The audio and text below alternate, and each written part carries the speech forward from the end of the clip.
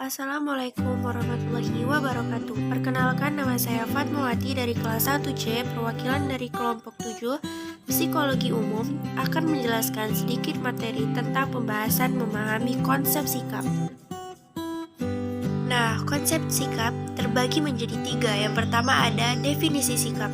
Seperti yang sudah kami tulis, definisi sikap adalah keadaan mental dan saraf dari kesiapan yang diatur melalui pengalaman yang memberikan pengaruh dinamik atau terarah terhadap respon individu pada semua objek dan situasi yang berkaitan dengannya. Lanjut, yang ketiga ada proses terbentuknya sikap dan reaksi. Nah, itu terbentuk dari yang pertama, rangsangan stimulus, dan yang kedua, menuju proses rangsangan, dan yang terakhir menuju reaksi tingkah laku.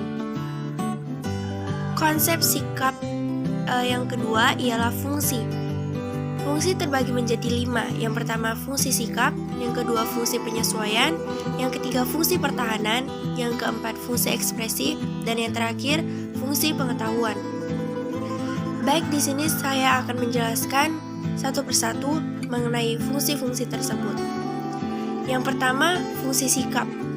Fungsi sikap untuk melindungi seseorang dari keraguan yang muncul dari dalam dirinya sendiri atau faktor luar yang mengancamnya. Yang kedua ada fungsi penyesuaian, yaitu salah satunya dari fungsi sikap. Fungsi penyesuaian di sini dapat diartikan bahwa seseorang cenderung mengembangkan sikap yang akan membantu mencapai tujuannya. Yang ketiga ada fungsi pertahanan, yang diartikan sebagai sikap seseorang yang dapat melindungi keharusan untuk mengakui kenyataan tentang keadaannya. Yang keempat ada fungsi ekspresi, yang artinya bahwa sikap akan membantu seseorang untuk mengekspresikan dirinya dalam bertindak positif maupun negatif. Tujuannya yaitu untuk memamerkan citra dirinya yang ingin dianggap baik atau buruk di mata masyarakat. Dan yang terakhir ada fungsi pengetahuan, yang artinya bahwa sikap akan dapat membantu seseorang untuk menetapkan standar evaluasi terhadap sesuatu hal. Nah, konsep sikap yang terakhir ada pembentukan dan perubahan sikap. Pada dasarnya, sikap bukan merupakan suatu pembawaan, melainkan hasil interaksi antara individu dengan lingkungan sehingga sikap bersifat dinamis. Sikap dapat pula dinyatakan sebagai hasil belajar karena sikap dapat mengalami perubahan. Nah, ada 2 faktor yang mempengaruhi pembentukan sikap. Yang pertama ada faktor internal.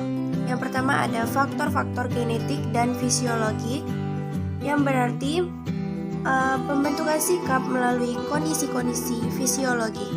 Yang kedua ada pengalaman pribadi yang langsung dialami memberikan pengaruh yang lebih kuat daripada pengalaman yang tidak langsung. Yang ketiga ada kebudayaan, yaitu pembentukan sikap tergantung pada kebudayaan tempat individu tersebut dibesarkan. Dan yang terakhir ada faktor emosional, yaitu suatu sikap yang dilandasi oleh emosi yang fungsinya sebagai semacam penyaluran frustasi atau pengalihan bentuk mekanisme pertahanan ego dan dapat bersifat sementara ataupun menetap. Faktor yang kedua adalah faktor eksternal. Yang pertama ada pengaruh orang tua, yaitu orang tua sangat besar pengaruhnya terhadap kehidupan anak-anaknya. Sikap orang tua akan dijadikan role model bagi anak-anaknya. Yang kedua ada pengaruh masyarakat. Ada kecenderungan bahwa seseorang individu berusaha untuk sama dengan teman sekelompoknya. Yang ketiga ada media massa. Dalam penyampaian pesan, media massa membawa pesan-pesan sugestif yang dapat mempengaruhi opini kita. Nah, yang terakhir ada institusi, yang berfungsi meletakkan dasar pengertian dan konsep moral dalam diri individu. Teori perubahan sikap adalah teori tentang sikap yang memberikan penjelasan bagaimana sikap seseorang terbentuk dan bagaimana sikap itu dapat berubah melalui proses komunikasi dan bagaimana sikap itu dapat mempengaruhi tindakan atau tingkah laku seseorang. Nah, teori perubahan sikap ini menyatakan bahwa seseorang akan mengalami ketidaknyamanan dalam mental bila dihadapkan pada informasi baru atau informasi yang bertentangan dengan keyakinannya. Keadaan tidak nyaman ini disebut dengan dinasti, yang berasal dari kata dissonance yang berarti ketidakcocokan atau ketidaksesuaian. Nah, perubahan sikap juga mempunyai jenis-jenis teori dan terbagi menjadi dua. Yang pertama ada teori disonansi kognitif, yang kedua ada teori atribusi, yang dimana kami sudah memberikan penjelasannya. Nah, tadi kan kita udah membahas tentang faktor-faktor pembentukan sikap, dan yang sekarang ada faktor-faktor perubahan sikap. Itu terbagi menjadi 6. Yang pertama ada faktor eksternal, yaitu faktor yang terdapat di luar diri pribadi individu. Yang kedua ada faktor internal, yaitu yang terdapat dalam pribadi manusia itu sendiri.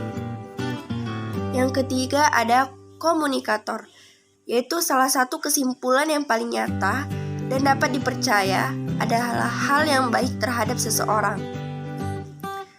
Yang keempat, komunikasi, yaitu semakin baik penilaian terhadap komunikasi yang senjang semakin besar, kemungkinan seseorang akan mengubah sikapnya. Yang kelima ada situasi, yaitu situasi yang dihadapi seseorang akan mendorong seseorang untuk mengubah sikapnya.